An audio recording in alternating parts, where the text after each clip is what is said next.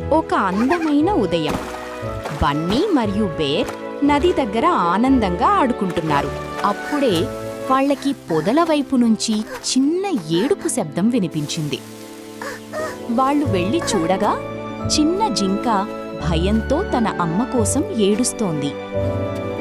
జింకకు సహాయం చెయ్యాలని బన్నీ, బేర్ అనుకుని అడవిలో జింక అమ్మను వెదుకుతూ వెళ్లారు. మధ్యలో ఒక పాత వంతెన వచ్చింది.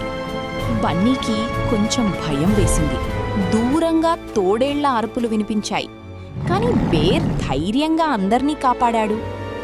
చివరికి చిన్న జింక తన అమ్మను చూసి ఆనందంగా పరిగెత్తింది. మా బిడ్డను కాపాడినందుకు చాలా ధన్యవాదాలు అని జింక తల్లి ఆనందంగా చెప్పింది. బన్నీ మరియు బేర్ నవ్వుతూ చేతులు ఊపి వీడ్కోలు చెప్పారు.